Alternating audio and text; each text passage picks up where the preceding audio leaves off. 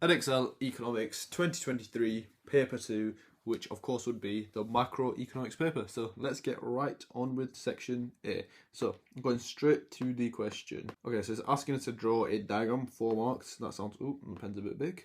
That sounds like quite easy marks. So yeah, let's get on with it. So it's asking us to draw a AD/AS diagram and illustrate the likely impact on the increase of base interest rates on the average price level and real output. So firstly, whilst we're drawing out this, what is going to happen when we have an increase in base interest rates? Increased interest rates is going to de-incentivize spending and incentivize savings. So increase return on savings, decrease incentive to spend. Thus, if there's decreased incentive to spend and there's an increased incentive to save, what is AD built up of? AD is built up of C plus I plus G plus X minus M. So if there's a decrease in incentive to spend, that's going to lead to a decrease in consumption. And the main thing you need to actually that is the main thing you need, since consumption makes up around 60% of AD. So of course, if consumption decreases, it's going to lead to a decrease in AD. And then of course, if consumers are saving more, it means they're also spending less, therefore leading to a massive decrease in consumption. So if AD decreases, of course, that is what the question is asking us. So let's draw this out. So ADAS, let's just draw a LRAS curve there, and just AD decreasing, and then just the differences on the price level. And of course, I am going to label up my axes. So AD goes down to AD1, then on my axis, of course, is price level, and then we have real GDP. Okay, let's level this up. So what happens to price level? Price level starts at YE, and it goes down to Y1, so that'll decrease there. And then what happens to price level? Price level starts at PLE, and it goes down to PL1. So what happens overall? We get a decrease in real GDP and a decrease in price level, so deflation. And that's all you would need for those 4 marks. And like you can see, very easy question. You should basically be able to get that done in a minute, and then because like we say, it's kind of a minute a mark. So there, if you get that done in a minute, that's 3 extra minutes. You have surplus. But let's move on to the second question.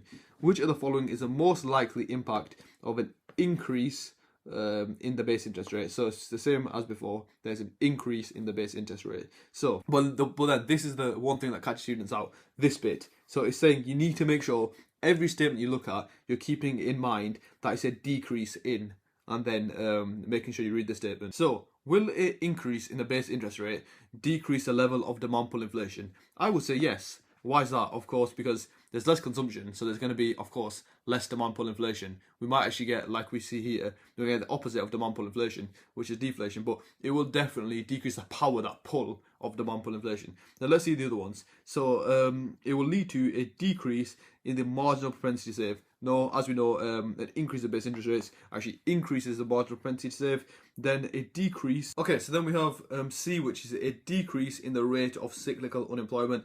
That would, in fact, be wrong.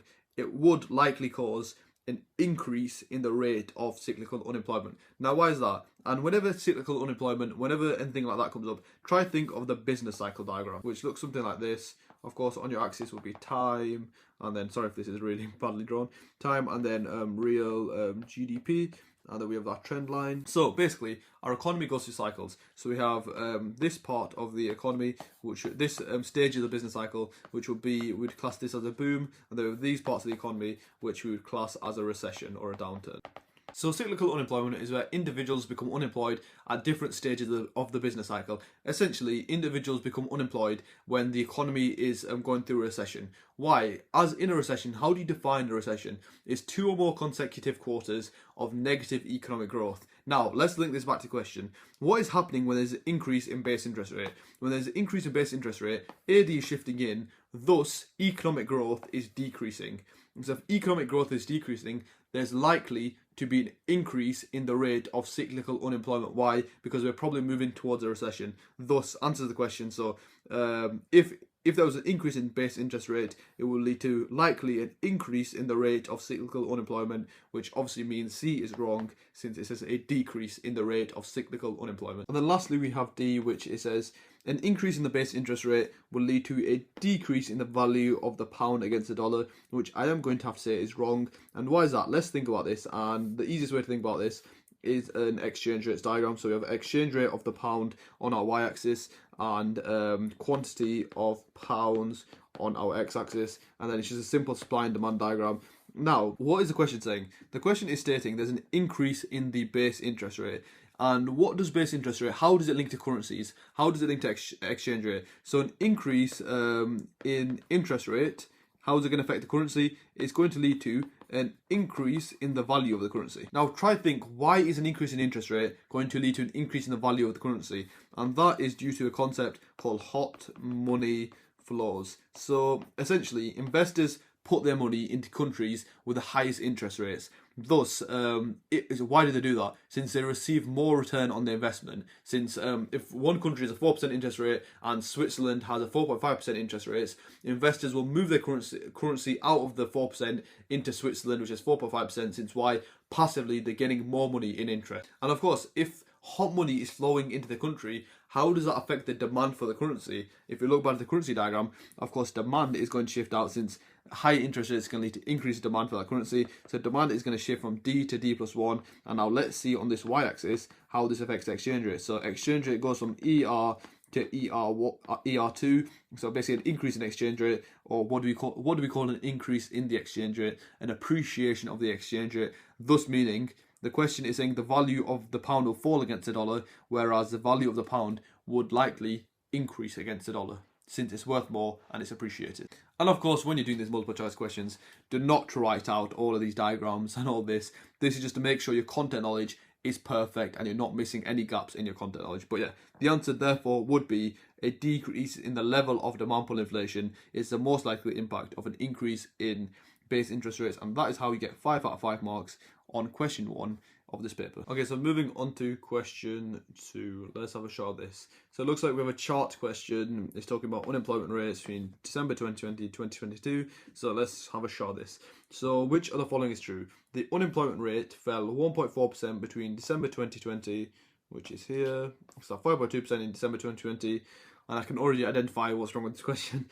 But in December 2020 and then in April 2022, which is here. Now, that is, if you calculate 5.2, 4.8, 3.8. Yeah, so for most students, they're going to write that's correct. But especially, this is just experience. It's literally just experience doing all the past papers. Like I always say, questions repeat. So what the problem here is, it's 5.2% is a percentage point. If we had to so from 5.2% to 3.8%, in terms of percentage points, I believe it's a 40% decrease in reality, but this is saying it fell 1.4%. So this is saying it fell 1.4%, not it fell 1.4 percentage points, since the actual percentage difference between 5.2 and 3.8% is, I think, around, well, so the difference between 5.2 and 3.8 percentage points, I think, is around 38%. So basically, this question is incorrect, as instead of mentioning the percentage points, is mentioning the absolute percentage. Let's have a look at the other options to see which of the other ones are correct. So the unemployment rate fell by 1%, and this is exactly what I'm speaking about. So percentage point. So if that mentioned the unemployment rate fell by 1.4 percentage points between December 2020 and April 2022, that would be absolutely correct. However, it's saying an absolute percentage. It's saying it fell 1.4%, which of course it did not, as it fell about, like I said, I think about 40%. But the way I've calculated 40% is just basically 5.2 take away 3.8 divided by 5.2. That's how you calculate a percentage change. But I feel like I'm confusing everyone. So let's move on to B. So the unemployment rate fell 1 percentage point between February 2021, which was at 5%. So it should be at 4% in December 2021 then. So where's December 2021? It is here. Yeah, so that means B is correct, of course, since it did in fact fall 1 percentage point.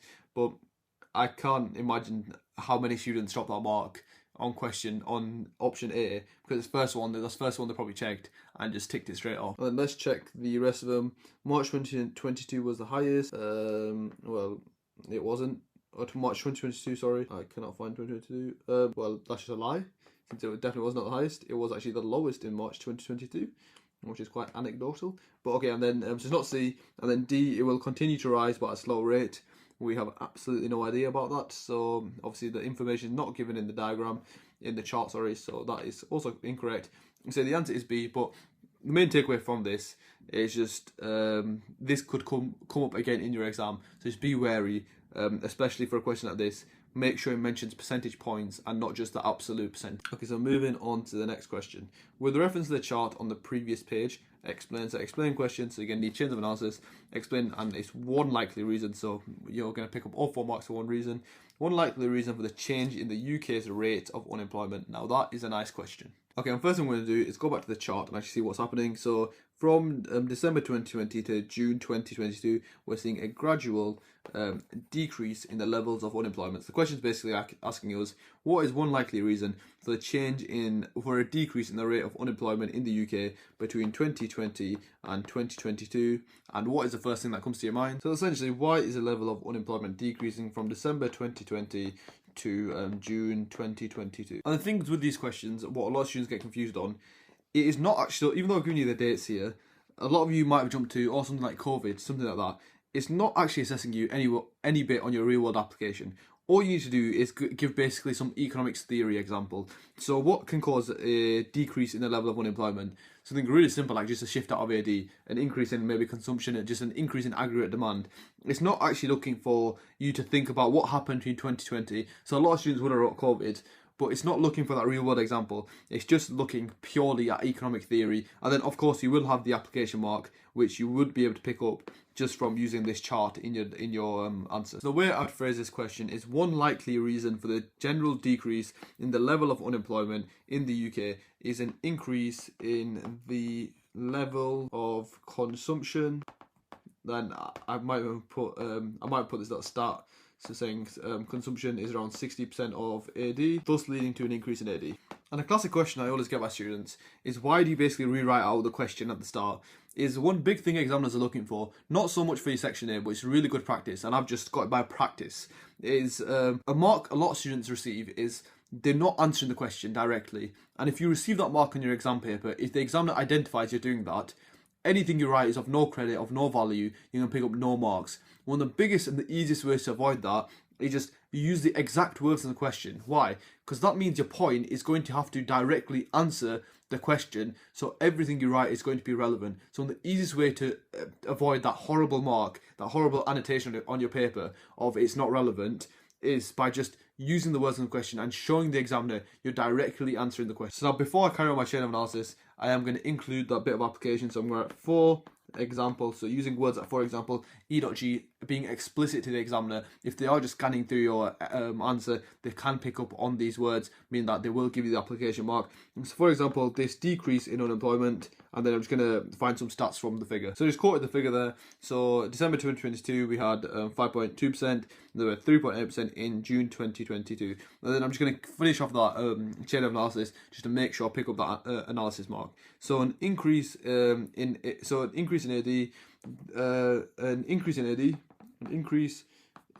AD will therefore cause an increase in real GDP. Real GDP meaning more goods and services being produced. And you don't need to go this in depth, you probably picked up the mark, but I want to show you my chain of analysis. So an increase in real GDP meaning more goods and services in the UK being produced, thus needing more workers to produce them, workers to produce those goods and services, meaning an increase in, I'm sure DD, increase in derived demand for labour, thus increasing employment level. And that could probably pick up 8 marks, that's an 8-mark question. But yeah, that is more than enough. And of course, like I said, you don't need to write that much, but I just want to show you that step-by-step chain of analysis and how I would write it. And that is how you would get 5 out of 5 marks for this question 2 on section A. Let's move on to the next question, which is question 3. Okay, so this is asking us, it's a calculate question. Calculate the value of the total forecast GDP in 2022 is 2 marks here, and then we are given the real GDP from 2020 to 2022. Okay, so this is quite an easy question. It might take you about a couple of 10-20 seconds to just find what you actually need to do, but essentially the question is asking you, we're going to take 2198,473, so this value, and if you look at the table, it's just the annual percentage change on the previous year.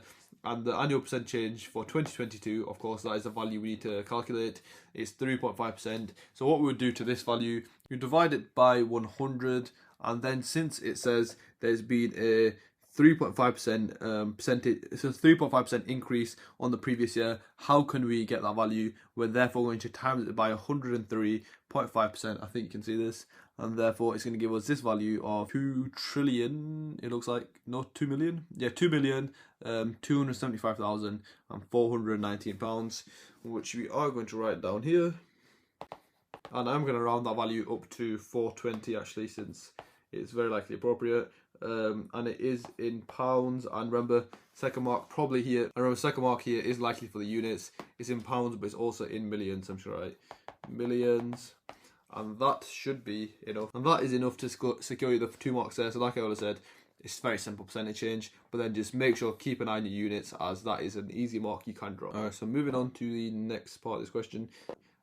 So explain question. One likely, so only one reason, one likely cost of the UK real GDP falling by 9.9% in 2020, and that's 2 marks. And this is pretty much exactly the same as the last question we just answered. So that the question 2C, I think it was 2C, the 2B, we just answered that an increase in real GDP is going to lead to an increase in employment. Here it's asking us, what is a decrease in real GDP going to lead to? So I'm going to just say a decrease in real GDP is going to lead to a decrease in employment, and then just going to explain, like I did before, why that happens. So a decrease in employment as less. So what is GDP? Less gross domestic product. And if basically, essentially, if there's less products, if there's less goods and services being produced, there's less demand for workers, as we need less workers to produce those goods and services. Thus, less demand for work. And yeah, that would be enough to get into 2 marks, and there's 1 mark left here, so I think it's going to be a multiple choice question, which it is. So which of the following is most likely to lead to an increase in potential economic growth? So an increase, like I always say, just keep wary of this little bit, as it can trip you up. Okay, so an increase in consumption would lead to an increase in the potential economic growth. That is not correct. Why? Since you probably learned about this back when you learned about ASAD, the LRAS, etc. An increase in consumption, of course, as we know, is going to lead to what? An increase in consumption is going to lead to a shift out of AD to AD1, and that is not potential growth, that is actual growth. And therefore, it would not be an increase. So an increase in consumption would not lead to potential economic growth. Let's see, B, costs of raw materials and energy. Now, an increase in costs is obviously going to cause SRS to shift upwards. It is not going to lead to economic growth. It's going to lead to the opposite, which is a decrease in economic growth a lot of the times. So it is not B. An increase in income tax is going to decrease consumption. A decreased consumption is going to decrease AD. It's going to cause AD shift in. So it's going to lead to a decrease in actual growth in the economy. Then we have D, so it must be D, but let's try to prove why it is. An increase in technological advancements. Indeed, this would be a factor, and it's one of the factors that causes potential economic growth. Why specifically do we call it potential growth? And this would be explained by an LRS diagram. Since, for example, AD can be here. Now, an increase in technological advancement, so for example, a new tractor that's very productive would increase the productive potential of the economy. Thus, it's going to shift LRS out to, sorry, it's a bit wonky, to LRS1. But has real GDP changed at all? No, real GDP has not changed at all. Therefore, there's no actual growth. However, as we know by LRS shifting out to LRS1, there is potential growth. As for example, if AD was, instead of being there, it was somewhere around here, obviously, of course, we have to extend the AD line out. That would mean in the economy, there would have actually been actual growth as well. But so when LRS shifts out, we call it potential growth. And depending on where the AD curve intersects the LRS curve, there is actual growth or not. But yeah, so very simply, the answer to this will be D. And that's how to get 5 marks on your question 3. And now let's move on to the next question, which is a massive graph, diagram, whatever you want to call it, about UK consumption from 2004 to 2021. So which of the following is an example of consumption? Okay, so this genuinely might be the easiest question I've ever seen on an A-level paper, but of course the answer for this would be purchasing new school clothes, as the rest of them are either government spending or investment. And yeah, let's just move quickly on to the next question. So it's 4 marker here. So with reference to the chart on the previous page, explain question, 4 marks. The likely effect of a fall in the marginal propensity to consume on the level of real GDP. Refer to the multiplier, so that means you have to, unless you don't want to pick up full marks, but refer to the multiplier in your answer. Okay, so what does this actually mean? So a fall in the marginal propensity to consume, you might have heard of it as MPTC. So if there's a fall in marginal propensity to consume, it means individuals, basically consumers, want to spend less. And if consumers want to spend less, again, very simple chain of analysis, it's going to lead to a decrease in consumption. A decreased consumption is going to shift in AD, and since it says refer to the multiplier, you can say at least a downwards, a negative multiplier effect. And since it's mentioned the multiplier, I think it's quite appropriate. Since it is 4 marks here, you would probably pick up 2 other marks, 3 other marks from just drawing this diagram out, if I can remember it. So of course, just you can use SRAS or LRS. But I'm just going to show a shift in of AD, maybe even twice, just to emphasize the multiplier effect and emphasize a negative multiplier effect. And of course, since it's 4 marks here, that is going to be a mark reserved for application. So it's saying with reference to the diagram. So the diagram talks about UK's consumption. So I'm just going to, since marginal propensity to consume is falling, I'm going to show an example of where consumption is also falling. So of course, just a peak there.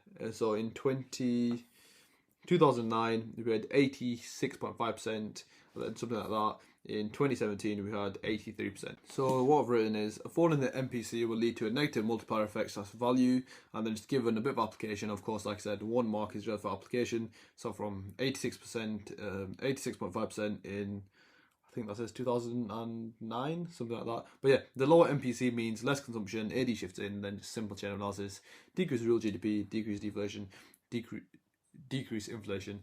Thus, that would be enough to get 4 marks there. And yeah, just very simple questions, and like I said, just make sure timing is good, and besides that, section B should be quite fine. And let's move on to question 5. So it's another calculate question, and we're calculating the US national debt in 2021 as a percentage of GDP, and it's 2 marks. And I think I take back what I said before. I think this has got to be an even simpler question. So of course, GDP is 23 trillion and national debt is 28.4 trillion. So how do we work this out? It's of course 28.4 divided by 23 trillion times 100, and that would be national debt to GDP as a percentage. And let's try to work this out. And the US's national debt in 2021 as a percentage of their GDP was 123.4, we'll say 48%. And that is enough for those 2 marks. And let's move on to the next question. Oh, this looks quite good. Explain the relationship between fiscal deficit and national debt for 2 marks. So specifically for this question, and the one thing I should have actually underlined was the relationship. So it's asking to explain the relationship. So what does a fiscal deficit actually mean? It's just a cool word for basically a budget deficit. So what's the relationship between a budget deficit? So national debt is essentially just accumulated budget deficits. So year on year, every budget deficit we run, it turns into the national debt. And so what is the relationship between a fiscal deficit and a national debt? It's like a positive correlation, isn't it? So if we have a fiscal deficit, we will have a national debt. So there's positive relationship. So what we're going to write is a national debt is an accumulation of fiscal deficits. And so like I might just explain something like, if you have an increase in a fiscal deficit, there's going to be an increase in the levels of national debt, and that would be enough for 2 marks. And again, a very, very simple question, so we are going to quickly move on. But so multiple choice question here. Which of the following is the most likely consequence of an increase in the US national debt?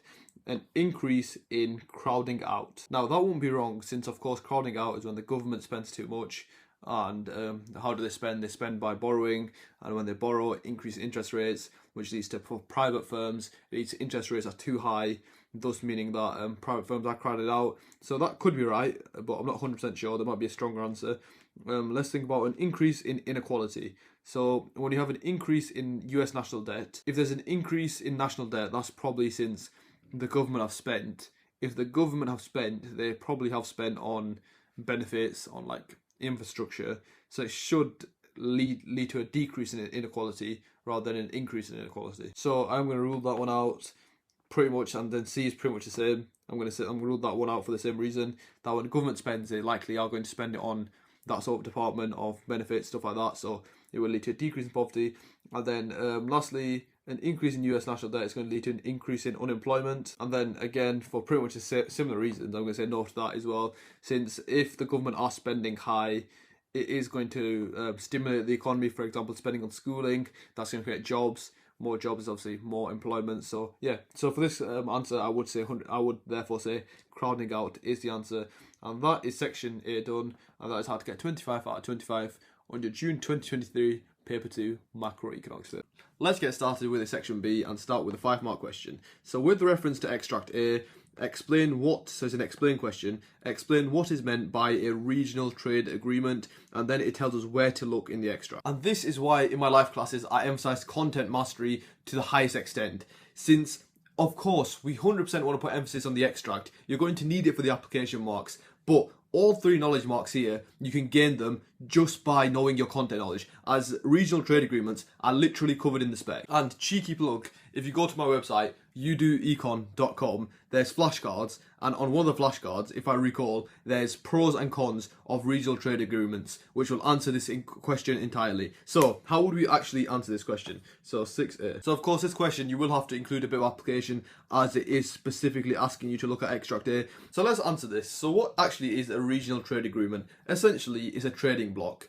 And why does it work? So, what happens is these partner countries, they basically group together and they agree to remove trade barriers, and by removing these trade barriers it increases trade. You can say it causes trade liberalization and all these nice key terms. But what do they do? What type of tariff barriers do they remove? And again, another plug to my website, one of the flashcards on there is what are the 4 barriers to trade, which would actually pick you up the marks here. Number 1 is tariffs, number 2 are subsidies to domestic producers, number 3 are quotas, and number 4 are non-tariff barriers. And that's pretty much all you need to write for the knowledge marks. And then of course there's going to be 2 application marks here, and how would you pick them up? Now this is the great thing, and this is how you can be super efficient with these questions. Now, since you've already got that content mastered, you've been using the flashcards. And by the way, these flashcards are completely free. This is no upsale plug. But you've picked up those content knowledge marks since you've been revising those flashcards, and now all you need to do is quickly scan through the extract to pick up those application marks, and you can pretty much get this 5-marker done in maybe 2 minutes. So let's go to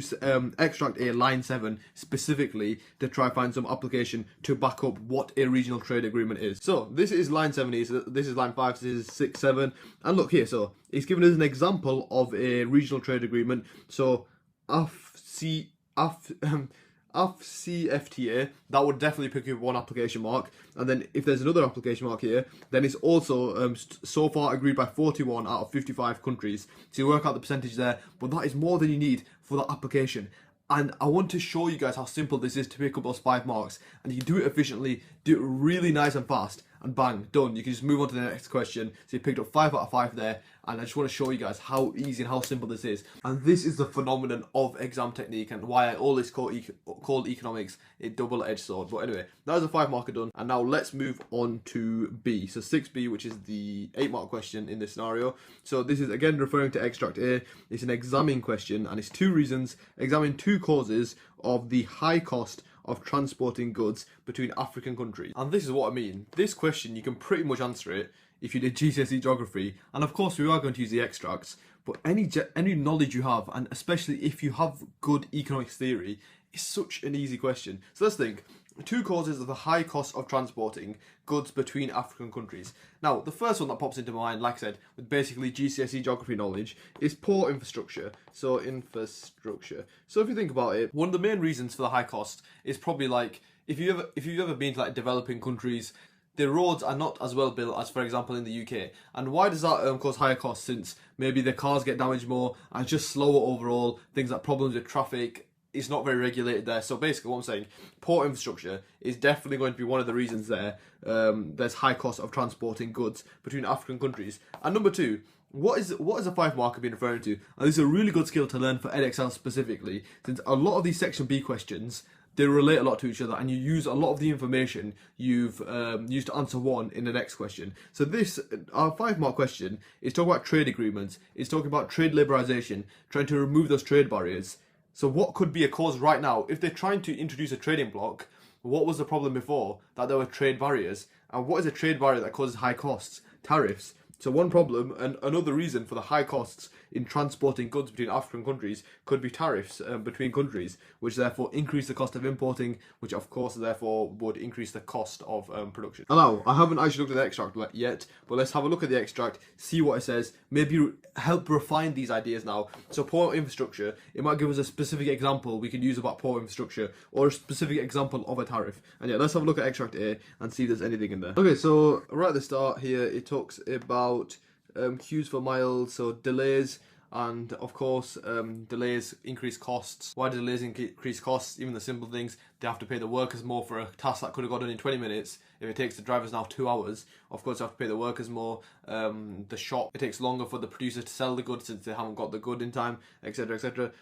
In the second paragraph, again, it talks about just what we use for the 5-mark question. And then, like we mentioned, one of the points that is probably causing these high costs are tariffs. And look what the third paragraph starts by saying: the CFTA pledges to improve trade in one or two ways, which is reducing tariffs, which shows this is one of the reasons, which means that's a 100% valid point we can use for backing up one of the reasons that it causes high cost. And like I said, the second point is, of course, here, poor infrastructure is a major barrier to trade, and here it's given us many examples. So it talks about how much land Africa has, whereas its railway network is much smaller compared to, it's not proportional to the land it has. Then again, even more application, it talks about port. Okay, and this quite literally shows how simple it is, this 8-mark question. So just split it up into 2 separate paragraphs. One of them talk about poor infrastructure, throw in the bit of application we just reviewed. Yeah, so one cause of the high costs of transporting goods between African countries is due to poor infrastructure. E.G, this is shown by 800,000 kilometers of the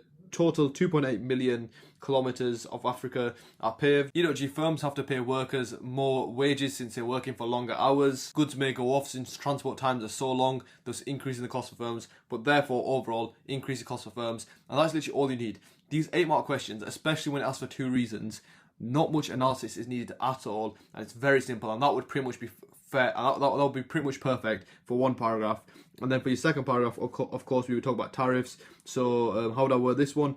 Another cause of high costs of transporting goods between African countries is tariffs. And I'd probably just give the example here. By reducing tariffs, the IMF predicts that intra-African trade would increase from 15 to 25%. And then just basically explain what tariff is. It's a tax on imports, therefore it increases the price of imports, therefore increasing costs for producers and costs for trading between African countries. And that would be perfect for your second paragraph, but of course that is only 6 out of your 8 marks, as your KAA only makes up 6 marks in your 8-mark question, and you 2 marks for evaluation. And with evaluation, like I said, it's 2 marks. It can be very brief, very simple.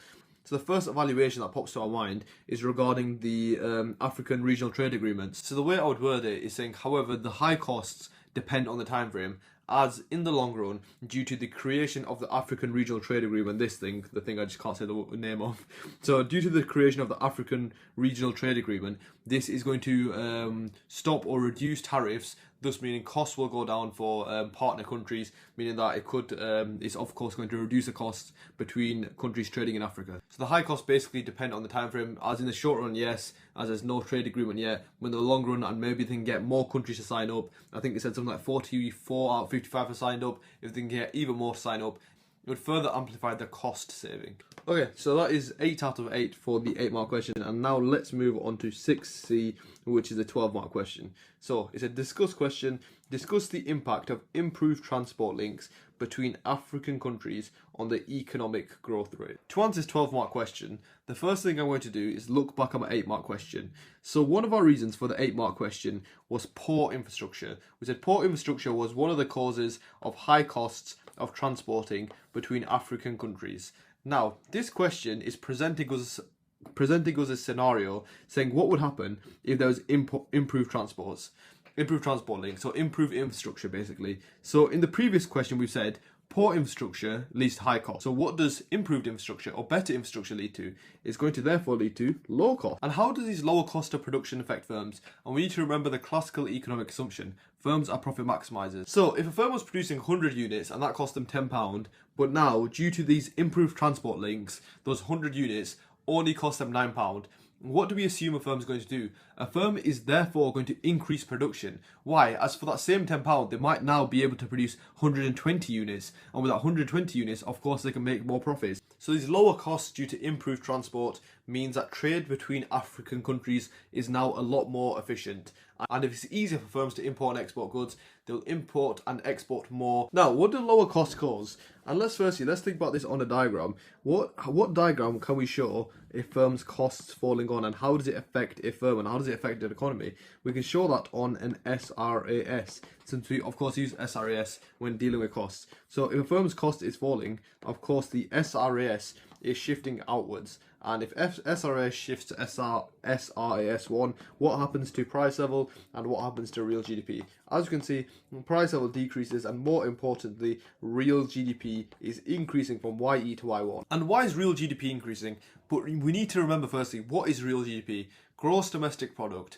And gross domestic product essentially is the same as national output. So what we're saying, with lower costs, there's more national output. And why is that? Since when there's lower costs, it means higher profitability for firms. As if firms are spending less on, for example, wages when drivers are driving, as maybe borders are more clear, it takes them less time to get through the border, therefore they have to pay these drivers lower wages since they're employing them for less hours. It means the firms now, the markup on the product, the profit they are making on each product is higher. And remember, this goes back to the classical economic assumption. What are firms? Firms are profit maximizers. Therefore, if their products, if their goods and services have a higher profitability, what they're likely to do? They're likely to exploit that basically. They're likely to produce more to try hopefully make even more profit. So simply, with higher profit margins due to lower costs, firms are incentivized to produce more. Thus, of course, as you can see on this diagram, we get an increase in the real GDP from YE to Y1, which of course links perfectly to the question, so what effect is that going to have on economic growth rates?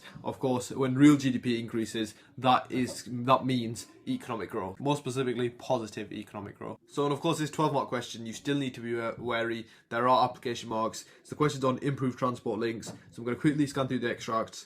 This is probably not very much to do with improved transport links, so I'm just going to use extract A again and just get out a few stats just to make sure I'm picking up those 2 application marks. And this is a great stat here. So the IMF estimates if basically infrastructure improved, intra-African trade would improve by 7%, which is a great stat. Now I always say, of course, with a 12-mark question, there are 4 evaluation marks, but I always say try to evaluate using the extract, and there's an absolute gem in this extract. So of course we're evaluating basically a point, which is improved transport links will cause lower costs. But if you remember back to this extract, I think in the 3rd paragraph, about here, it mentions China. So China did invest into, I believe it was the railway lines, and one of the main points, it says Chinese built railways are underused because of price. So a great evaluation point here is, however, in evaluation, the improvements in transport, reducing a firm's costs, depend on how much this new transport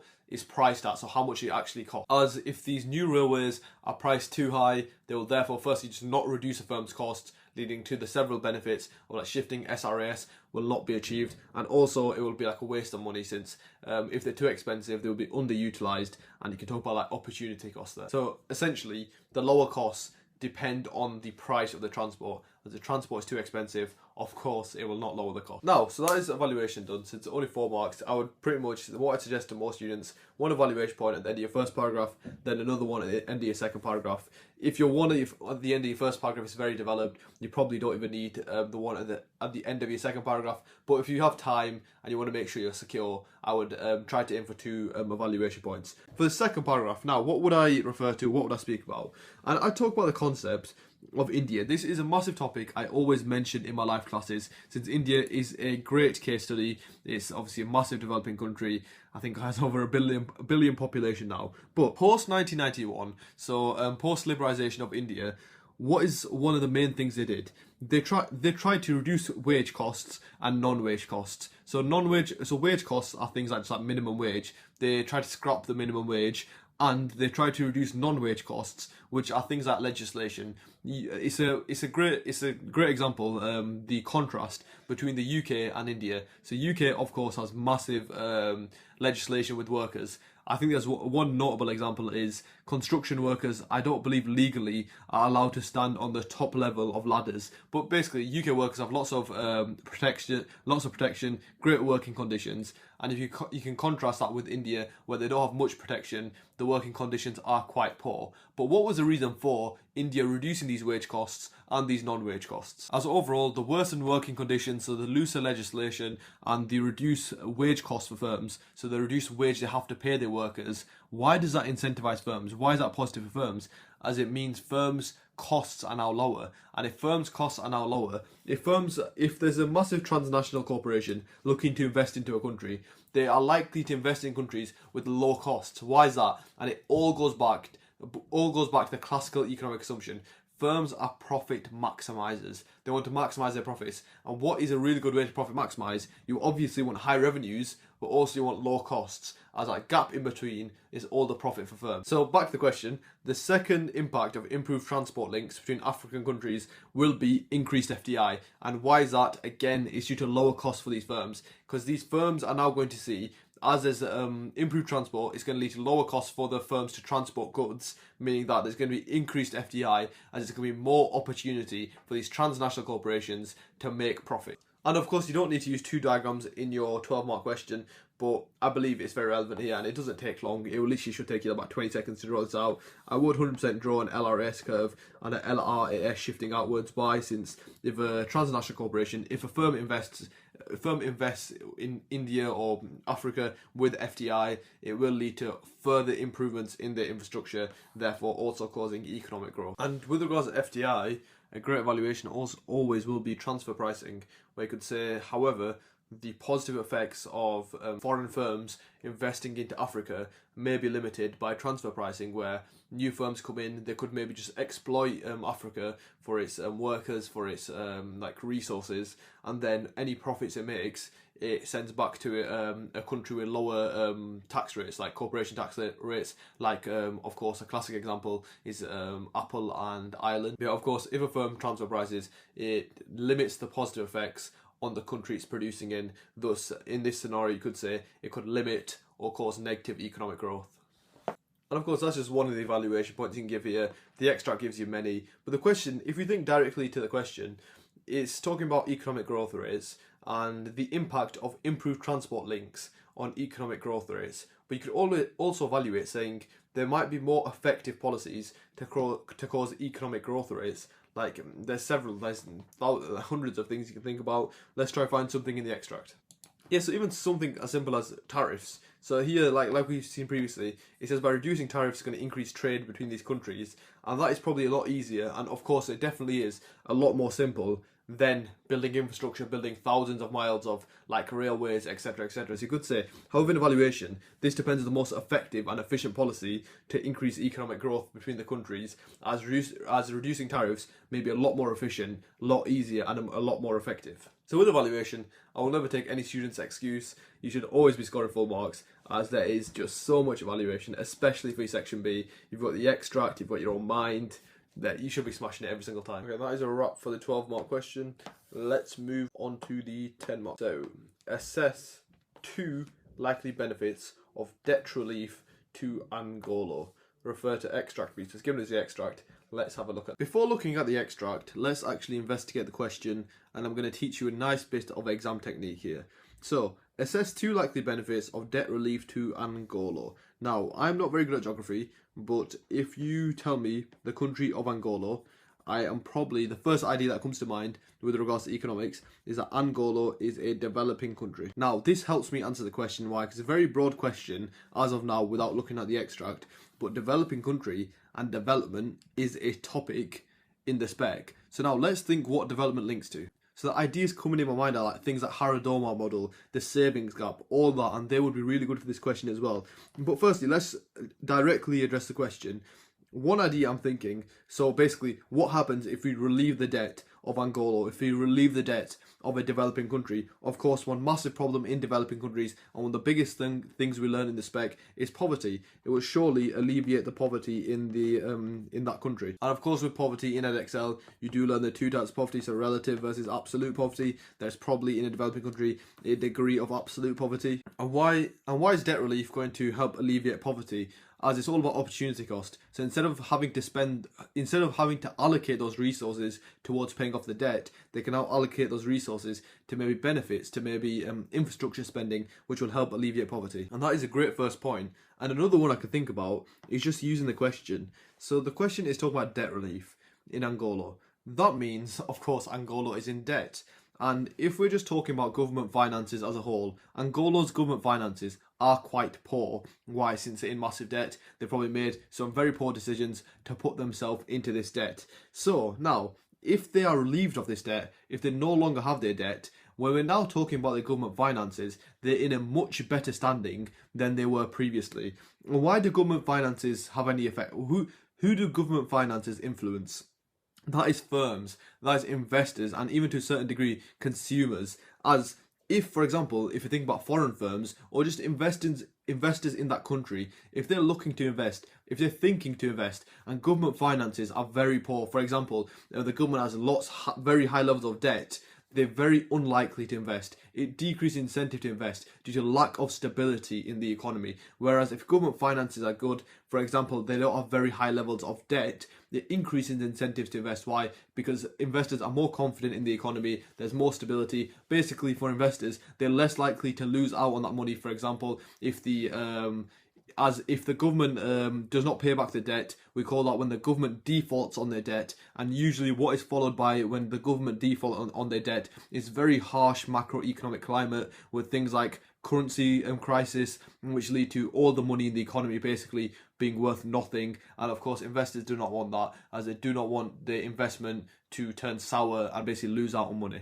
So a second benefit I would mention is it increases investor confidence, and you could even mention, if you want to, consumer confidence, since of course consumer confidence will also increase. And then it depends where you want to link this, and this would also increase FDI, as it still works exactly the same for foreign firms. As foreign firms, if they see a more stable economy, they are more likely to invest in that rather than a less stable economy, as there's less certainty in the future. And now these are just two ideas I've thought of using content knowledge, using the flashcards on the website, using the content knowledge I've built up over my year 12, year 13, well, not mine. And these 2 points are just purely from content knowledge, and I haven't even looked at the extract yet. So it shows the power in section B of having content mastery. But now, of course, 10-mark question, you will need application, you will still need to use the context. So now at this point, I am going to go through the context to help find points to back these points up, to help me pick up those application marks. Okay, so having a look at the extract, what I've just seen is that the bottom of the second paragraph, so around line 15, it mentions about absolute poverty. So the way I would go about wording this first paragraph is, again, using the words in the question. One likely benefit of debt relief to Angola is that it would help alleviate the absolute poverty. E.G. Over 17 million of Angola's population live in absolute poverty. By Angola's government receiving a debt relief, it means they would have the ability to reallocate their resources from spending on debt, from spending on those huge debt repayments, to now being able to invest into infrastructure, invest into the supply side of the economy if you really want, and definitely could. It does not take very long. You could draw a nice LRS diagram shifting LRS out, but they invest in the supply side of the economy to help alleviate the debt. You can even give an example, maybe investing in education, investing in apprenticeship schemes, whatever you want to speak about. And basically, as a whole, they can, instead of paying that money off, instead of using that money towards debt, they can now spend it on their own population. So one benefit is like a reduction in absolute poverty. Now, with regards to evaluation, I'm not actually going to take credit here. I've done this past paper, obviously, with many of my students, and one student gave me an evaluation point here that is absolutely out of the world, I believe, and it's a great evaluation point. And it goes, the way it goes is, however, in evaluation, it's not that mad of an evaluation point, but it's quite good. So however, in evaluation, this depends on the degree of moral hazard. As, of course, debt relief means Angola are not facing the consequences of their actions. They're not facing the consequences of racking up this humongous debt. Therefore, it could lead to further problems in the future that as Angola in this moment have received debt relief, they may continue pursuing irresponsible, irrational decisions such as maybe taking out too many loans, as they have not faced the consequences of their actions. So great evaluation and a really good one to even add to the flashcards. I believe there is now a flashcard on the website about one evaluation for debt relief is moral hazard, but great evaluation for debt relief all the time is moral hazard, as the country does not pay the consequences of their actions, therefore it risks them doing it again in the future, which is of course linked. It's a massive link. The main time we do use moral hazard is the banking sector. Too big to fail, great link there, but obviously not for this question, just generally. But yeah, a great evaluation point there for your first paragraph. And of course, since it's a 10-mark question, the evaluation points, they can be very brief, and as long as it's a sound point and it's evaluating, you should be able to pick up those marks. And usually for 10-mark questions, you do not need 2 paragraphs, but since it's explicitly asked it, of course you would write another paragraph, another reason. But for this reason, it can be very brief. You don't really need to do much application and evaluation, since you probably picked up the marks in your first paragraph. But how would I go about wording the increasing investor confidence paragraph? So one likely benefit of debt relief to Angola is going to lead to an increase in investor confidence. Then I would try find a bit of application, probably just start a figure from any one of the extracts just to back that up. And literally I've just used something like this. An example of FDI in Angola is Chevron. Of course, it's a foreign firm in Angola. And yeah, like I said, and that just shows how simple application can be. As long as you're using the extract, showing appreciation of the real world of economics, that's all you need. And going on to the chain analysis, debt relief means for Angola that government finances will be in a much better standing or a much better order. This increases investor confidence, / investors are more incentivized to invest, as good government finances indicate stability in the economy, and more importantly for the investors, that long-run stability indicates the investment, they will make money on it, and more importantly, they will not lose out in terms of their own currency. This can therefore cause knock-on effects to increase in FDI, which of course can cause a shift out of AD and LRS, causing knock-on effects to the economy like increase in real GDP, thus increasing consumer confidence, having a range of positive effects on the Angolan economy. And the way to evaluate this, like I always would do, use the extract, and I'll probably just talk about the time frame, which is saying, however, this depends on the time frame, as it could vary between the long run and the short run. As if you look at the extract, even just here, line about 16, they're agreeing to take on even more debt and taking out even more loans. So even in the short run, they've received this benefit of debt relief. In the long run, due to the government are making the same decisions that got them, it's like almost relates to moral hazard, but they're making the same decisions that got them into this debt. It looks like in the long run they will again be in debt, thus government finances will be worse off, thus limiting the improvements to investor confidence and improvements to increases in FDI. And also, I think a really simple point you can mention, just a history of Angola needing debt relief, or just a history of this country being in massive debt, could also de-incentivize investors, as they will obviously do the background check on the country. So just that history of being in debt could de-incentivize, could reduce investor confidence even in the future. Okay, so 15-mark question. Discuss market-orientated strategies that the Angolan government could use to improve development. And the first thing is, what do market-orientated strategies actually mean? So market-based strategies, it might remind some of you of market-based supply-side policies, and it's pretty much exactly the same. It's where you leave it to the market. So the government reduces its intervention in the market. And the first example that always pops into my mind when I think about market-based policies is deregulation. So of course the government reducing their intervention, their interference within that market. You might have also learned to deregulation slash reducing red tape. And we were actually speaking about this earlier. We were speaking about it with regards to India, so post 1991, post liberalization. I know I didn't mention this earlier. It sounds like a random start, but real world application, as I keep mentioning, is absolutely utmost importance. I need to make sure you have some really solid case studies, some really solid industries you have revised. But deregulation, red tape, what were we referring to earlier? We talked about India, and we talked about specifically how they're reducing their wage costs and their non-wage costs. And what was that what they're trying to do was an overarching goal there. The overarching goal was increasing FDI, which is also a massive thing, a massive market-based strategy that the Angolan government could use to improve development. As more FDI will, of course, increase development. What are some other things that we can use to increase FDI?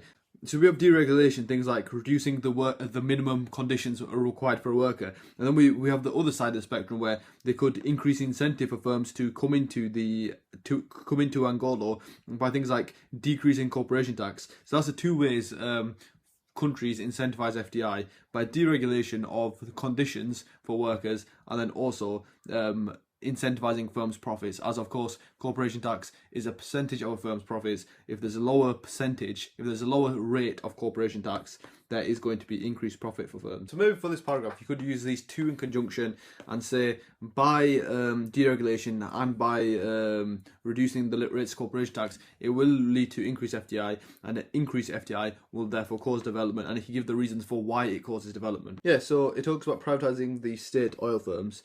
And why is privatization a market-based policy, and then why does it cause development? So privatization, of course, is a market-based policy, since what is privatization is where firms move from the public sector to the private sector. So from state ownership to now private ownership, which means, again, the government is reducing its intervention in the market, has less of a hand in the market. And why can this cause development? As a great example that you should know is Margaret Thatcher, how she affected privatization in the UK. With firms like BT, British Telecom, British Gas. What did it lead to? So we say with privatisation, and a general and a really common question in Edexcel, especially more to do with your paper one, when firms are in the public sector, it's state ownership, they don't have any real profit incentive. They try to aim for more things like allocative efficiency, just to provide welfare for society. But this lack of profit incentive leads to massive inefficiencies, and this is where, when a firm is privatised, of course, they have an owner. The owner wants to make profits. It doesn't just run on hope and happiness. So the owner really pushes for profits, and how do they do that? They try to reduce costs as much as possible, become as efficient as possible, increase their revenues, and that, of course, will lead to much more efficiency for the firm, much larger profits, and all those things will cause development. For example, for these oil firms now be privatised, they make large profits. Those large profits means more corporation tax to the government, therefore more funds for the government to spend on development. And then you can keep going with the chain of analysis. If these firms are making more profit, they're going to invest more, they're going to expand more, and when they expand, they hire more workers. Hire more workers obviously has a massive knock-on effect, which will increase AD, increase development, since those workers are now going to be paying income tax, more funds for the government, more development. So you can basically just keep on going. But yeah, that's another idea for a point. Of course, I'm not going to do I probably would only do 2 paragraphs here, but I'm just writing out some of the points which are pretty obvious and the extract is hinting at. And then, of course, the last big one, which I believe Extract A was focused on, which he did mention, is one also massive way, one market-based policy, which the Angolan government could use to increase development, is, like I said, what Extract A is focused on, which is trade liberalisation. And why does this cause, basically, why is it market-orientated strategy? And I would always make to explain that in your shade analysis, since what's the opposite of trade liberalisation? Is trade barriers. Trade barriers, for example, a tariff, where the government sets a tax on imports. It's the government increasing its intervention in the market. When there's trade liberalisation, when there's free trade, there's obviously less government intervention in the market. But why does that cause development? So, since if we just think about our AD formula, there's going to be free trade, which means there'll be more exports. And then if you think about imports for firms, so one of the biggest costs for firms is importing raw materials, for example. And if there's no trade barriers, for example, there's no tariffs, it means the cost of importing goods is also cheaper. So no tariffs, cheaper imports. Like I said, that's going to reduce the cost for firms. How can we show that? Obviously, you shift your SRAS out. And why is that going to cause development? Because if you look at real GDP on the y-axis, on the x-axis, real GDP increase from YE to Y1. Another massive thing is trade liberalisation. No trade barriers is one of the key components of comparative advantage. Therefore, the theory of comparative advantage is only achieved when these countries have free trade. Therefore, by allowing for trade liberalisation, by allowing for free trade, means countries can really double down and really exploit that comparative advantage, meaning they can export more of that good. they can even enjoy larger economies of scale. Since there's no trade barriers, they can sell to more countries and at lower costs. They're more competitive at global markets. As another thing you need to think about, when these countries set tariffs, they're also retaliated by the countries themselves also setting tariffs, so like almost trade wars. Whereas if they reduce these tariffs, lead to trade liberalization, no trade barriers, those countries are also, it's the opposite of retaliation. They're also likely to reduce their trade barriers against these countries as a sign of like goodwill. As if they're exporting more goods they have a comparative advantage in, they need more workers to produce those goods, therefore increases derived demand for labour, increases domestic employment. So these all link to increased development. Of course, they can link them to the main things, which increase income tax, increase corporation tax. This increases funds for the government to spend on development. But yeah, this is why 15 more questions. I 100% always suggest planning. I pretty much suggest planning every single one of the questions, but there are going to be, like, for some scenarios, there are lots of points. So make sure you're clear in your plan. You obviously do not need to include everything, but have 2 main points and really go into detail with those points. But of course, also with your 50-mark questions, there are 6 marks for evaluation. So what am I thinking with regards to this question? So a great point with regards to evaluation for trade liberalization is the competitiveness of domestic firms. As we said, they're reducing tariffs, so there's no tax on imports anymore, which means these firms in Angola, the domestic firms, are they competitive enough? Are they good? Are they producing good enough quality to compete with global markets and on a global scale with other firms? As if they're not good enough to compete, it means that domestic consumers are just going to start importing goods, which could have the opposite effect. It could worsen development, as it means consumers are now importing from countries outside of Angola, meaning that money is leaving Angola. And the worst thing is, if that money is going to foreign firms, it means domestic firms are no longer supported, which means domestic firms are no longer making profit, which means domestic firms can no longer afford to hire domestic workers. And that, of course, affects income tax, it affects corporation tax, which leads to the government having less funds for development. It's a really big and a really nice evaluation point. The way I'd word is, however, in evaluation, the effectiveness of trade liberalization to increase development depends on the competitiveness and the quality of local firms, local domestic firms, being outcompeted or outcompete by foreign firms. And then explain the whole chain of analysis that likely they are going to be outcompeted by the firms on a global scale, and it's going to mean people are going to import, domestic consumers are going to import goods, thus leading to basically catastrophic effects for local firms and for development. And then we mentioned privatisation. A great evaluation for privatisation, like we said, these firms now have a massive profit incentive, so they want to increase their revenues and decrease costs. This could lead to several negative effects, like how do you increase revenue? Increase price. So therefore it could lead to massive increase in costs for domestic consumers. And with regards to privatisation, in this scenario, they're talking about privatising oil firms. Oil has a fairly inelastic demand, therefore it could lead to massive increase in cost of living for consumers, which is obviously a massive negative effect. But then, like I said, they try to increase revenues and decrease costs. What's an easy way to decrease costs? Reduce worsen working conditions, or just reduce the number of workers you have. Therefore, privatisation could lead to more unemployment, and more unemployment, of course, leads to less income tax, therefore less funds for development. So privatisation could actually lead to less development rather than more development, due to that firms regaining that profit and really decreasing costs. And then our first point, deregulation to increase FDI. Of course, with FDI, I don't know how to say the word. Profits are repatriated, taken back to their home country, like transfer pricing. So you could mention that as an evaluation point. Of course, we have mentioned FDI a lot, so there's lots of valuations throughout the video for FDI. But yeah, 50-mark question.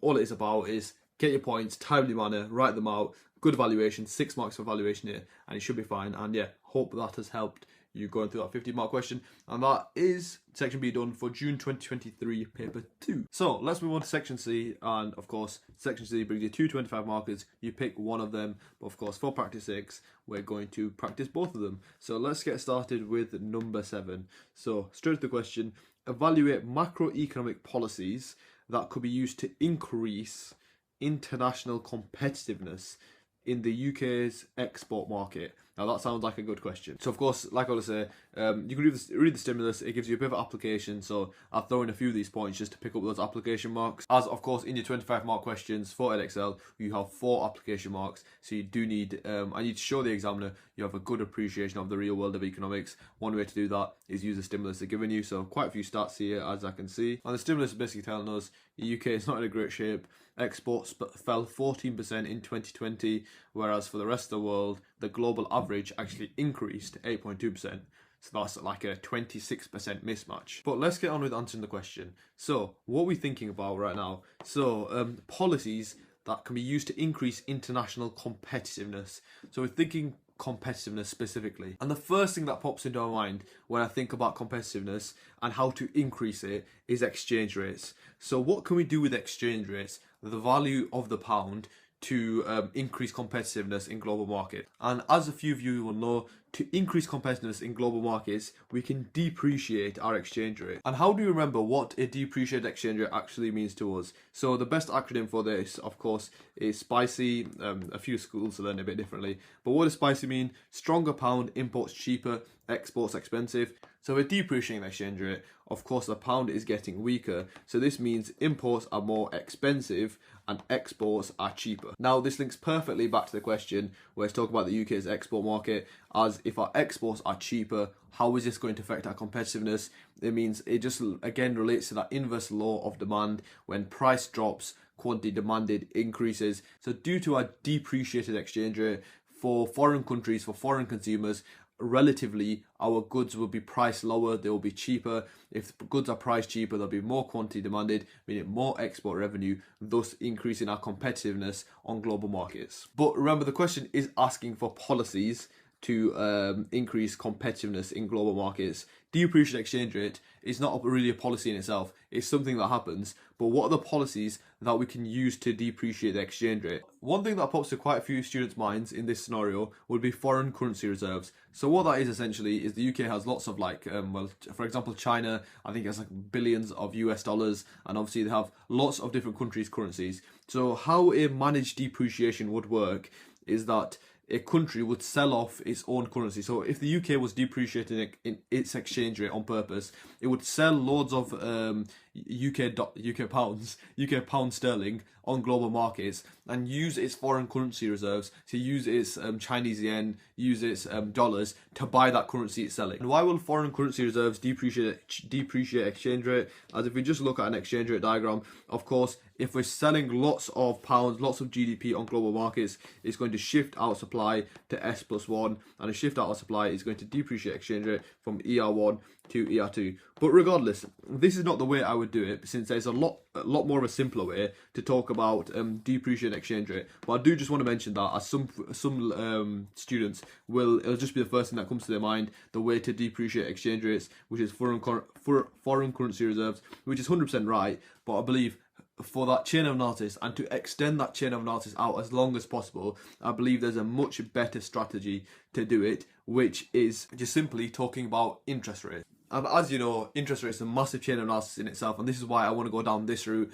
as you can really exhaust that chain of analysis. And the general rule is, as long as the chain of analysis is logical and step by step, the longer it is, the more marks you'll pick up. So how can we use interest rates to depreciate exchange rates? And this again links to the macro topic of hot money flows. It's not a topic, but the concept. So a low interest rate, how is it going to have an effect on hot money flows? So of course, hot money flows, the concept of hot money flow states that foreign investors move their money wherever the highest interest rate is. Why? Because they get the highest return on savings. Therefore, if we have a low interest rates, it means hot money outflows of the UK. And if hot money flows out of the UK, again, this is why this exchange rate diagram is very good. How is it going to affect our supply and demand on our exchange rate diagram? So of course there's going to be a massive increase in supply. Why? Since if hot money is outflowing out of the economy, it means foreign investors are selling off GDP, they're selling off pounds, meaning that to sell them off they have to put them onto global markets, and that is of course going to lead to exchange rate going from ER to ER1, thus causing a depreciation. The policy I would talk about is low interest rates, but then we can also take a bit of a step further back. Is what is the policy of lower interest rates? The policy of low interest rates is, of course, nothing but expansionary monetary policy. And that is an absolute great way to answer this question, and you can really get a nice chain of analysis here with this. So I would say for my first paragraph, one policy that could be used to increase the international competitiveness on UK's export markets is pursuing expansionary monetary policy. And for expansionary monetary policy, you should have lots of stats. We go through it extensively in the live classes. And a great start for this. So then I would say For example, the UK pursued expansionary monetary policy during March 2020, so around COVID time, where they decreased base interest rate, so the interest rate for banks, from 0.75% to 0.1%, which was the lowest the interest rate has ever been in history, and of course this was due to the COVID-19 pandemic. Okay, then of course following the paragraph structure, so you have point, application, analysis, link back to question. Perfect paragraph structure video, link down below. But now we would be on our analysis stage of our paragraph. So how would I word this? So by the government, and this is just like a rough way I'd word this, by the government pursuing expansionary monetary policy, one of the main components of expansionary monetary policy, of course the main goal of expansionary monetary policy is to stimulate the economy, increase AD, and one of the main components of that is lowering interest rates. Now, lowering interest rates is going to decrease the incentive to save, it's going to decrease the reward for saving in UK assets. This will therefore lead to hot money flowing out of our economy. Why? Since investors, foreign investors, since there's a lower return on their saving, they're making less money by saving in the UK. They're going to move their money from our bank accounts to maybe a Swiss bank account or any other country that has higher relative interest rates. So as investors seek better returns abroad, it leads to an increase in the supply of the pound, which we can see on this exchange rate diagram. And you would actually call these, some people here might have done a bit of trading, these are literally exactly forex markets, and you can actually mention that there's an increase in supply of GDP on forex markets, since forex markets is just foreign currency exchange market. This of course will lead to depreciation of the exchange rate from ER to ER1. What does a depreciation mean? It means that UK goods will now become relatively cheaper for foreign consumers. Thus, if goods are cheaper due to the law of demand, they will therefore become more competitive. And a more competitive good will have more demand, thus increase in export revenue, increase in export profits, and you can even link it to AD in the end, thus causing AD to shift out, increase in economic growth. And then you can even, if you really want to link it to, you can link it to unemployment. With an increase in economic growth, increase in real GDP, it leads to increased derived demand to labour. More derived demand for labour means employment in these export industries also increases, but the end bit is not needed. But that is a great chain analysis and just shows you how well you can structure these paragraphs. And I want you to see that it's actually really quite easy. When you know the chain analysis, when you've got that content mastery, go through the flashcards on the website. It is some very good stuff, and you can really smash out these 25 markers. The main thing I want to show you with these videos is that it's achievable. The A star is achievable. Yes, I've been doing economics for several years now, but when I was a student as well, I could do something like this, and you can just put the work in. Again, focus on content mastery, exam technique. But yeah, let's get on with the evaluation. So let's get started with the evaluation. Of course, 9 marks in your 25 mark questions for evaluation, so you can really demonstrate the skills. And I think it's just some really easy marks to pick up if you know how to evaluate. So this is a really good one as well. So however, in evaluation, the increasing competitiveness of UK exports depends on the time frame, as it will change between the short run and the long run. And why is that? And that is due to a nice little concept called the J-curve. Now, you might actually be asking, how is that relevant here? But a few of you will know. So, of course, on the J-curve, this is the point where the Marshall-Lerner condition is met.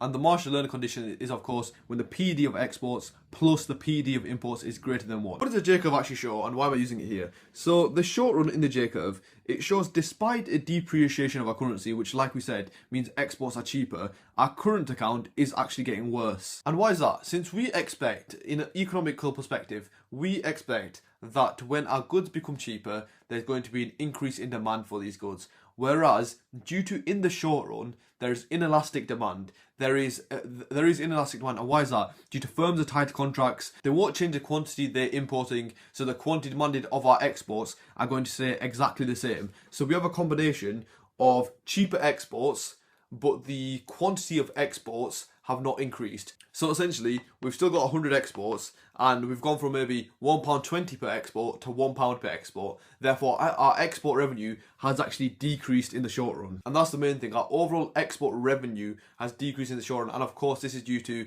firms that tie down to contracts, thus causing inelastic demand in the short run. And that's why this works as such a good evaluation point. So however, in evaluation, the increased competitiveness of UK exports depends on the time frame. As in the short run, due to the degree of inelastic demand in the short run, as firms are tied down to contracts, it means quantity demanded of UK exports will stay exactly the same, thus meaning a decrease in overall revenue for UK exports. Meaning UK exports will not actually become more competitive on global markets, and that tied with the diagram makes an absolute A-star evaluation point. So make sure, and this is again economic theory, you need to know the diagrams, you need to understand why everything happens, and yeah, this isn't a traditional way, this isn't the traditional time we would use the J-curve, but this is such an underutilized diagram. Most students only ever throw it in if the question's specifically on the current account and on depreciation, but here, perfect scenario, and examiners would love it. It's just great stuff. Okay, so this is an also great one, and this is again embedded in real world application, which is why I love it. I love this topic area. It's really good because you can really demonstrate your economics knowledge. I think it's the first time in videos you might have actually seen me smiling. But okay, so however, in evaluation, the depreciation of the exchange rate to boost export competitiveness depends on the PED, depends on the price elasticity of demand of UK exports. As the UK export sector is dominated by services which include legal services, finance services, education, and these services are bought from the UK due to their expertise, due to their quality, and not due to price. These services exhibit a high degree of price inelasticity, thus meaning a depreciation of the currency, these services being cheaper, will not actually increase quantity demanded of these services significantly, thus meaning a depreciation of the currency will actually lead to the UK being worse off rather than increasing export competitiveness, so becoming less competitive. So this is an absolute gem, and it's a summary of what I've said there. So the UK export sector, and this is again, it's real world knowledge, the UK export sector is dominated by services, e.g. finance services, legal services, education services,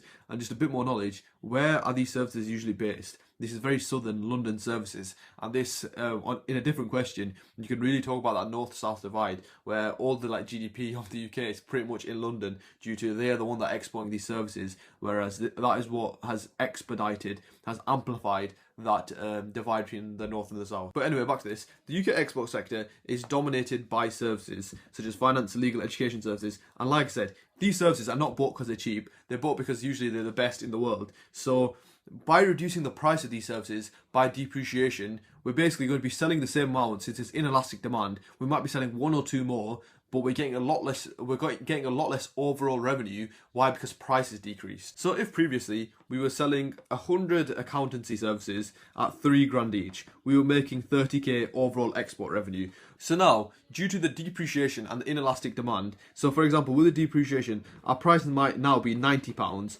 and because remember, with inelastic demand is going to increase ever so slightly, we might be selling 3,050 now, and that is going to be something like 27.4. So as you can see, of course, by the way, I kind of realised that 100 times 3,000 is 300,000, but let's pretend that it isn't. But yeah, so but as you can see, it demonstrates that as up the price lower, the lower price has a much more significant effect as the demand is inelastic, because usually the lower price is negated by a massive increase in quantity, but as demand is inelastic, that is not going to happen. As quantity demanded is only going to increase ever so slightly, thus meaning overall we actually lose out and we're worse off in terms of export revenue, thus relating to the question in terms of export competitiveness. Okay, so that is 2 evaluation points for that first paragraph, and absolute gems of evaluation points. Like, a lot of these evaluation points I give you, of course, you're not going to get the exact same question again, but very easily adapted, very easily changed to different scenarios, and like Edexcel, what they always do, they're always repeating questions. You might actually be able to write some exact same evaluation points out in your exam. But yeah, that is what I would do for the first paragraph, and how I would answer the first paragraph for this 25-mark question. Let's move on to the second one. Okay, so moving on to the second paragraph. The way I would word this second paragraph is, and the way I'd answer it, is I would go a bit more on the globalization side of things. So how, like, what in the topic of globalization do we learn that can increase competitiveness of UK producers, basically? And the strategy I would use is subsidizing domestic producers. Now, of course, you might have learned this, it's one of the strategies that distorts the comparative advantage also, but subsidizing domestic producers, so I would subsidize industries, so I would subsidize industries such as infant industries. But then in the UK, you could argue, and this depends on your degree of real-world application, you know, UK in a whole, as The UK as a whole does not have many infant industries, so you could mention a specific industry. Like I said, you need to know your industries. You need to know some real real world application. But an industry such as like biotech or like green energy, whatever you want to talk about, any industry is a really good one to mention when you're talking about subsidising domestic producers, since the question is specifically asking about the UK. So what is my chain analysis here? How does subsidising domestic producers lead to increased competitiveness? So subsidies, I don't know, in green. So subsidies to domestic producers. And what does a subsidy to domestic producers actually do? As a classic subsidy would do, it lowers the cost of production for these domestic producers. And the way I like to think about it, it's almost like an unfair advantage. For example, we might be talking about the UK biotech industry. If all of UK biotech firms are subsidised, and we compare it to the rest of the world, where all of the rest of the world firms are not subsidised, they just have an unfair advantage where they have a lower cost than the rest of the world, and it's going to be very hard for those firms to compete without a subsidy. And this is where I would 100% mention infant industries, since when you talk about a subsidy to domestic producers, you can really mention how these infant industries, they're new industries in the market, they cannot compete without help or without a subsidy, and you can mention how they don't have large economies of scale, they don't have access to economies of scale, so they need time, they need help by the government to help build them up and increase their presence in the market. Mentioning infant industries here can really help you make that chain analysis longer and more developed. So, but back to this. Subsidies to domestic producers lowers cost of production to domestic producers. And now let's think about competitiveness. So there's lower cost to domestic producers. What does this mean now for domestic producers? It means they can now, since costs are lower, they can afford to sell at lower prices. And then, of course, lower prices increases price competitiveness. And with lower prices, of course, same chain of analysis, more global demand due to inverse relationship between price and quantity demanded. This will increase export revenue and overall mean UK exports are more competitive on global markets. Okay, so that is a great paragraph point, but now, of course, let's move on to my favourite part of the paragraph, which is evaluation. And how am I going to evaluate this? So, I'm thinking about the idea of like protectionism and about trade wars. So, however, in evaluation, the increasing competitiveness of UK exports due to subsidising domestic producers is dependent on the degree of retaliation / trade wars. So how in evaluation, it depends on the degree of retaliation / trade wars by foreign countries. As by subsidising domestic producers, subsidising infant industries, this is seen as a form of protectionism. It's a trade barrier. As like I said, it's an unfair advantage for those firms inside your own country, for those domestic firms. Therefore, it may prompt foreign governments to retaliate, and they may retaliate with something like a tariff. And therefore, if a tariff on the UK exports, and if there's a tariff on the UK exports, of course, what is a tariff? It's a tax on imports. It's going to increase relatively the price of UK exports for those specific countries, meaning that it's going to decrease the competitiveness, so it will decrease the export revenue for the UK's exports, and overall decrease competitiveness of UK exports, as now UK exports will be more expensive in those countries as they have a tariff. And here's just a written summary of what I was mentioning. So trade barrier, foreign governments respond, imports tariff, worsen competitiveness. And what I was just thinking there, to include some real world application, you could also mention something like the US. So just give an example, like when you're talking about foreign government response, you could say, for example, the US, of course, as we can see recently, as of recording this video, is 2025, I think, and basically the US tariffs have come out. They've imposed tariffs on lots of different countries, and you could mention how the US government is very almost irritant, and Donald Trump he loves dashing out tariffs. So if the UK steps out of line, it's very likely that a government like the US would impose tariffs on the UK, thus causing like almost a trade war. So of course, with evaluation here, there's lots of different points you can evaluate, even with just general paragraph points. Another great one I was thinking about is just infrastructure, just talk about like supply side policies, things like that. But yeah, I hope that helped, and I really did enjoy this 25 mark question. Usually they're a bit dull to do, but that was a very good 25 marker. But now, let's get on with question 8. Really excited. So, moving on to the next 25 mark question, which of course is question 8. Let's have a shot at this one. So, evaluate macroeconomic policies apart from monetary policy. So we cannot use monetary policy, of course. The UK government could use to reduce inflation. And the stimulus is just giving us a bit of application of, I believe, some inflation. And the stimulus is just a bit of application about high inflation rates, so 10.1% in June 2022. And if you do come to my live classes, this is a stat you will know why, because this is one of my favourite stats. I always bang on about it. It's of course June 2022 is COVID times, and I always like to say it's a really easy stat to remember since it's quite significant. It's there was 8 consecutive months of double-digit inflation in the UK.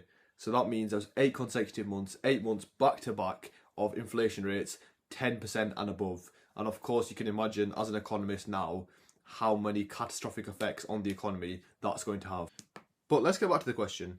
So apart from monetary policy, what policies can we use to reduce inflation? Now, so monetary policy is one of the demand side policies we learn. What is the second demand side policy we learn? That is, of course, fiscal policy. Now, what are the 2 types of fiscal policy? Now, there is expansionary and there's also, of course, contractionary. Now, for your paper 2, your macro paper, and even your paper 3 to a certain extent, you really need to know how to develop and write a good chain of analysis on these policies. So you really need to have a good depth of knowledge on these.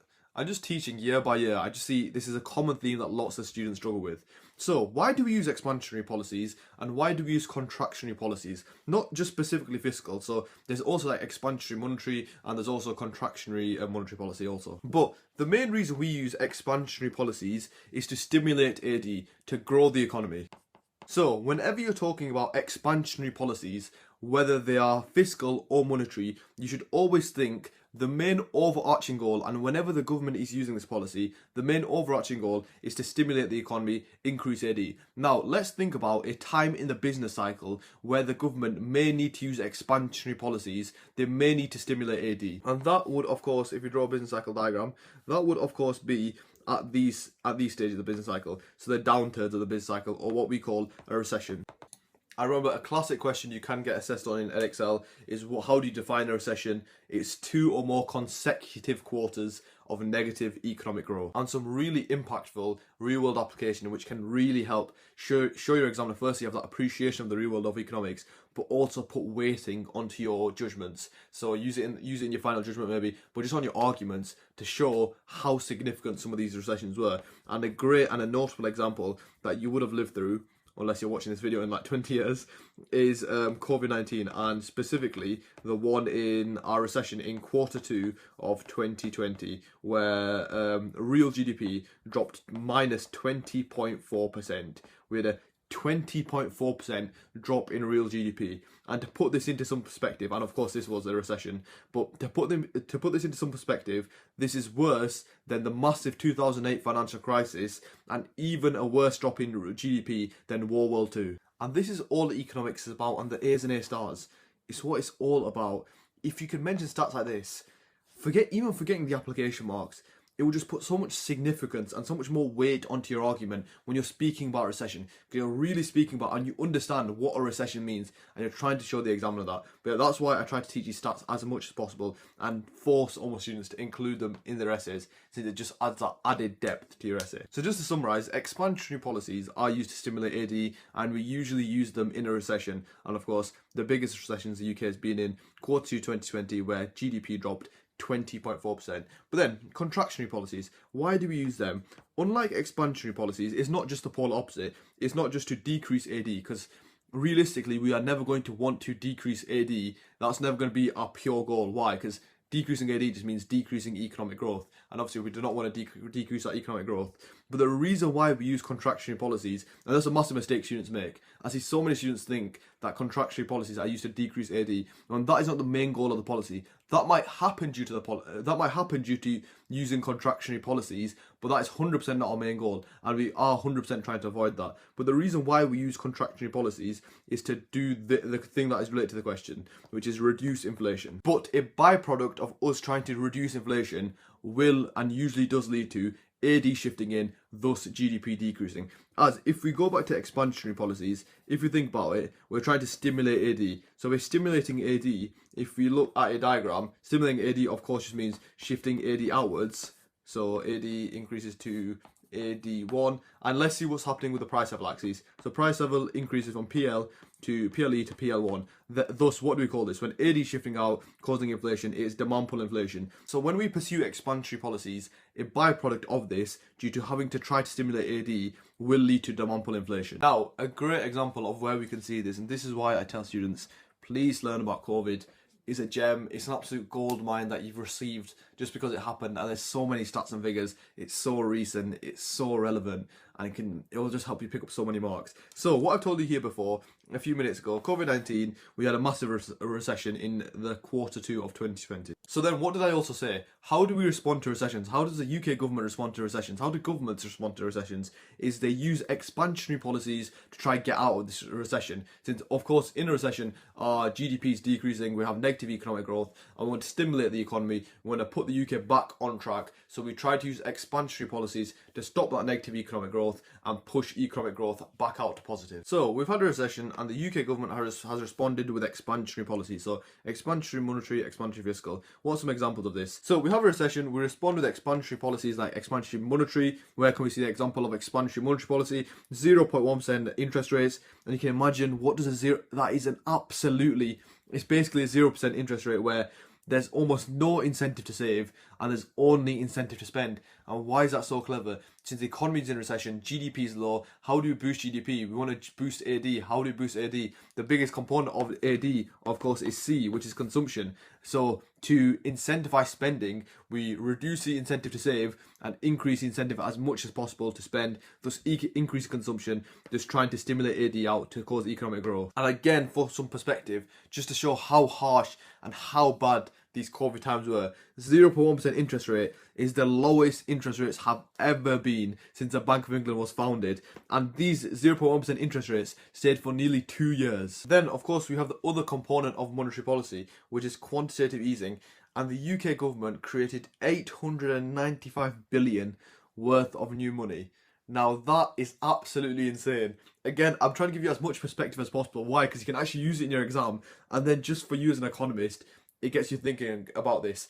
895 billion at the time of the UK economy, at 2020 when this was created, that was nearly half. That was 43% of our total GDP. So we basically created our entire GDP, half of it, in new money, in electronic money. The amount of money we created in COVID is enough to fund the entire NHS for 5 years straight, which is how much we created. But yeah, that's how we used expansionary monetary policy. And then of course we also had massive expansionary fiscal policy. Don't want to give you too many examples here, but of course we had tax cuts, we had things like the furlough scheme. And just a little bit more information on QE.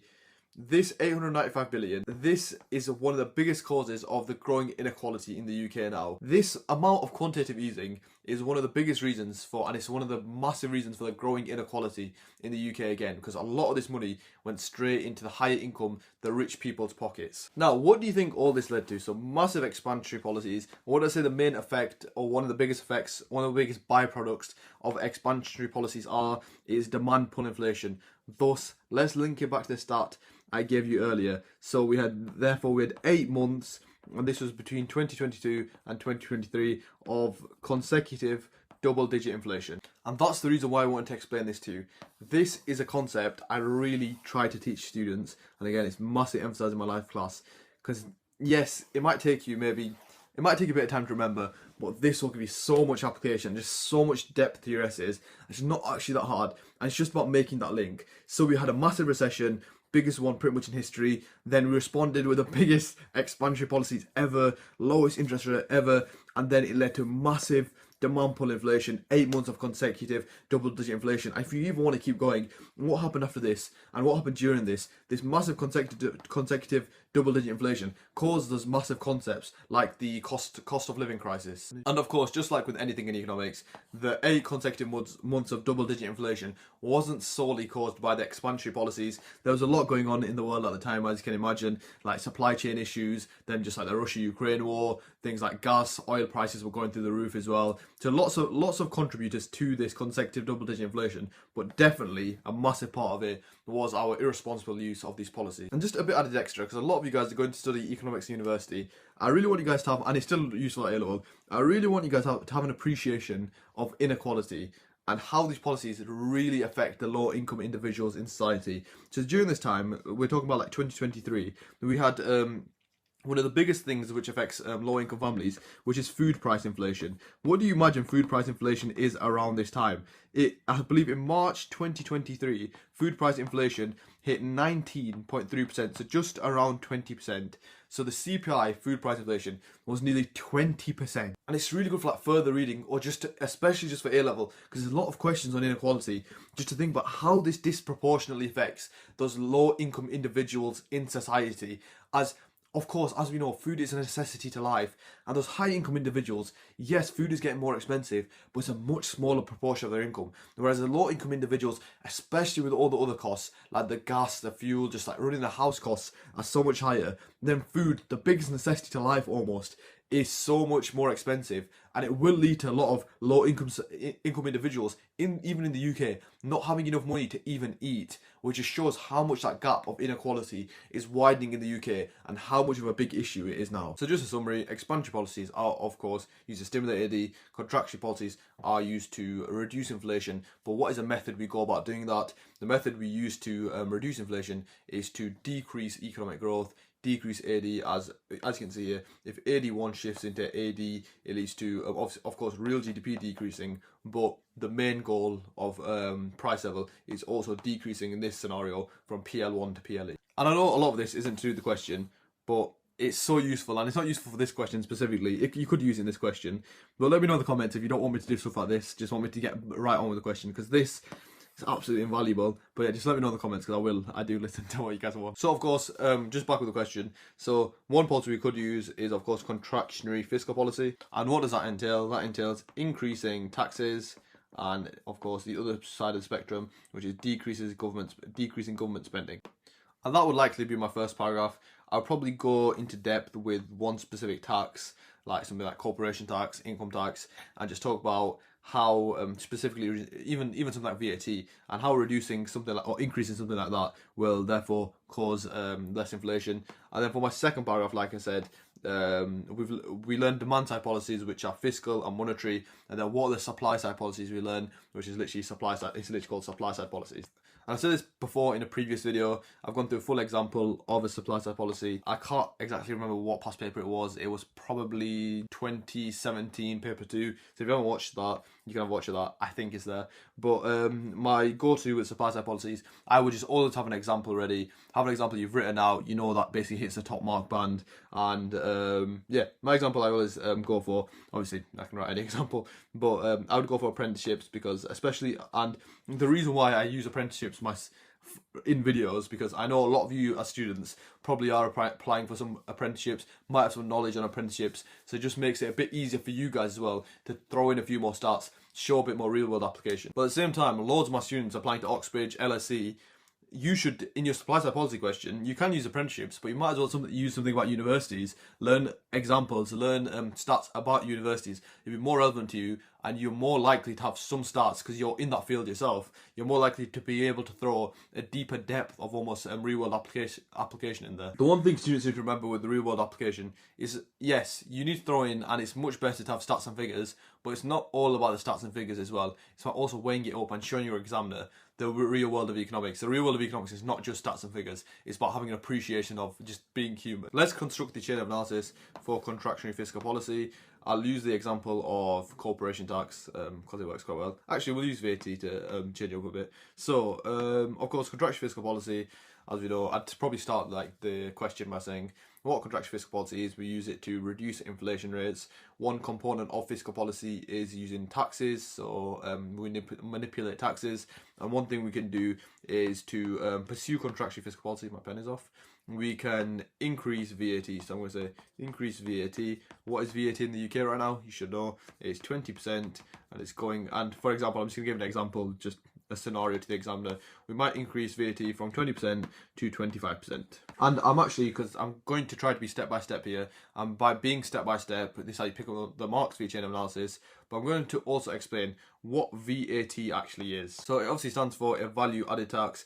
What are the two things where you should learn in your content knowledge about VAT? It is an ad valorem tax, which that might not mean a lot to a lot of you, and it's also an indirect tax. So what is the difference between an indirect and a direct tax? A direct tax is paid directly to the government. So a great example of that, and the example I used to literally learn to remember it, is income tax. Income tax is paid, so of course if I make money, I pay income tax. So it's paid by the person who needs to pay it. So it's paid to the government by the person it's meant for. Whereas indirect tax is the tax is paid to the government via a third party.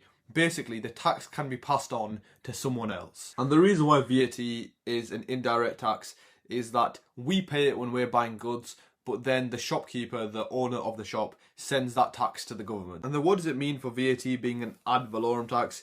Ad valorem means, in Latin actually, this is a cool thing, it means according to the value. So all basically ad valorem means is you're paying a percentage of the price of a good. And what is the opposite of ad valorem tax? It is, of course, a fixed tax. Now, what is the difference between ad valorem and a fixed tax? So fixed tax is a set price per good. So specific taxes hit all goods equally, whereas an ad valorem tax, a VAT, of course, is a percentage of the price of that good.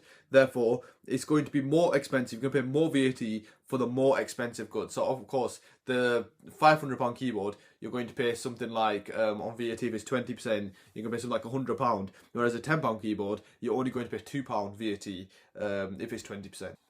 So when explaining VAT, when mentioning VAT in my chain of analysis, I would mention that, but how would I go about then the rest of the chain of analysis? So an increase in VAT, for example, from 20 to 25%, how is it going to affect consumers? It's going to reduce spending by consumers. And why is that? As consumers have less money left over.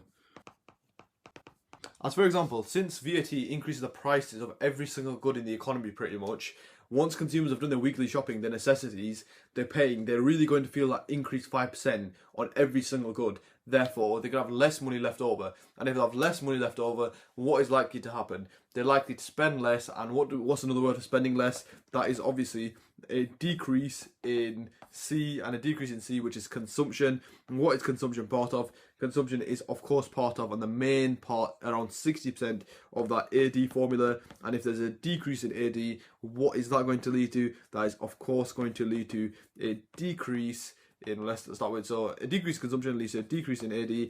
A decrease in AD, if you have, again, a quick look at a diagram, real GDP, so we'll draw LRAS. So AD decreasing to AD1. How does that affect the main thing, which is price level? Does price level decrease on PLE to PL1? And how does that relate to the questions, a decrease in price level? Now, what is the question asking? The question is asking a policy that we can use to reduce inflation. So this shows how contractionary fiscal policy, such as increasing VAT, will cause a decrease in price level, thus a decrease in inflation, or disinflation, or deflation, or whatever you want to call it. Now, of course, 25 mark questions, you have 9 evaluation marks. So how would I evaluate this concept? And I'm going to give you one really good evaluation saying, so however, this is how I would phrase it. However, in evaluation, this depends on the cause of the inflation. As if the cause of the inflation is due to supply side issues, contractionary fiscal policy or increasing VAT will not solve it, or it'll have weaker effects. As if the cause of inflation is demand side problems, so maybe too high aggregate demand, so maybe we're in a boom and consumer confidence is really high, consumer spending is really high. By increasing VAT, it's going to cause a decrease in consumption, thus it will pull down the price level. However, if there's supply side issues like the Russia-Ukraine war, maybe really high oil levels that are causing these massive inflationary spikes, even if we decrease the inflation in our economy, a lot of that inflation is imported, so it won't actually overall decrease the inflation rates in the UK. And that's where I'd cut the evaluation point, but just for some more detail, that's obviously one thing that happened in COVID, which was supply side issues were one of our major contributors to inflation, and it's a lot harder to solve. Like the Russia-Ukraine war, it's not exactly like the UK could solve it, lack of alternatives, and they just had to basically firm and deal with the high imported inflation due to high oil prices. Also, a classic one we were mentioning earlier, income inequality.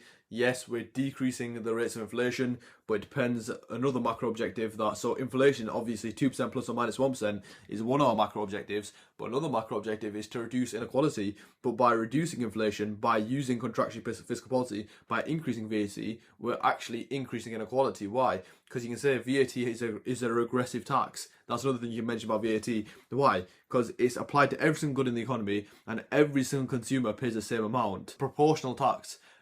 It's not a progressive tax, which therefore makes it regressive, as the highest income individuals in society are paying the same amount of VAT.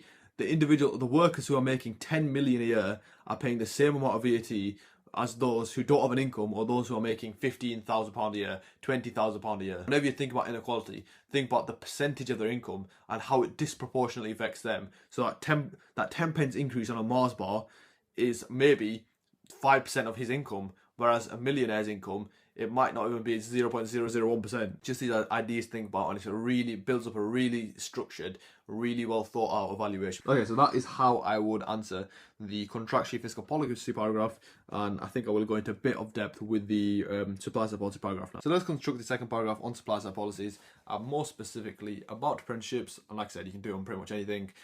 Education, healthcare, however you want, but apprenticeships works quite well also. So how would I start this? So the government would, how do I start the chain of analysis? I love when my pen's turned off. But investment into apprenticeships. So the government would obviously invest into apprenticeships. And what is an example of this? And if you are writing a chain of analysis on supply side policies, you really do need a few examples to back this up. In 23 to 24, the UK spent, I believe it was 2.5 billion. That was the budget for apprenticeships in the UK.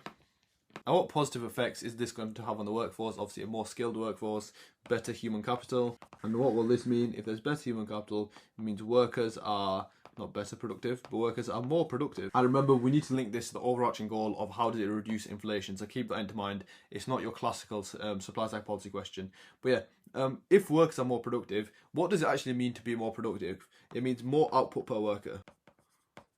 Now, if a firm is producing 100 units and workers are continuously becoming more productive, essentially they need less workers to produce that same output. Since workers are being more productive, there's more output per worker, so they need less workers to produce that same output. And since they need less workers to produce that same output, it means there's lower costs for firms. So for example, they maybe only need to hire 3 workers now instead of 5, so there's more output per worker. Or they only need to hire the workers for 5 hours a day instead of 8 hours a day. Of course, whenever there's a reduction in cost, there should be like a light bulb in your head, or anything to do with cost basically. You need to be using the SRAS diagram, and of course with a reduction in costs, what is going to happen to SRAS? SRAS is going to shift outwards to SRAS1. Thus, what is the impact on price level? As you can see, of course, price level would decrease from PLE to PL1, thus causing a reduction, well, thus meaning a reduction in price level, so overall achieving the goal of reducing inflation. But with this scenario, and especially in your final judgment, great shout out to final judgment, I don't actually mention it enough, and leave a comment down below if you want me to go more in depth with final judgments. So in the previous paragraph, of course, we talked about VAT and how VAT is going to cause deflation or reduction in inflation rates. But remember, what was happening to real GDP? So real GDP was decreasing from YE to Y1. So although we were getting deflation, we were also getting a reduction in GDP or negative economic growth. But in this scenario, when we use supply side policies, we are getting our intended effect of reduction in inflation, but also we're getting positive economic growth. And 100% this is all the final judgment is about. Weigh these up against each other. Say that basically supply side policies is the better policy to pick. So we're achieving the goal of reduction in inflation, but also we're not hurting our other macro objectives of economic growth. So it's much better policy than pursuing something like contractionary fiscal policy. And that's kind of how I structure basically all my final judgments. It's just about weighing up and that's how you structure these final judgments, especially for policy questions. The most appropriate and the best policy for the scenario. Okay, so with regards to evaluation now, of course with supply side policies, the big one always is the time lag, because of course there's opportunity cost, but there's time lag. Since supply side policies, we're talking about uptraining workers take a lot of time. It's going to take a lot of time for the fruition of that policy to have an effect in the economy. And if you look at the stimulus as well, it's talking about very recent stats, because this is a 2023 paper when this was released, and it's talking about 2022 inflation rates. So you could say, if you want to solve inflation straight away, if you want to solve it as soon as possible, supply side policies is probably not the best policy to pick, since due to the time lag.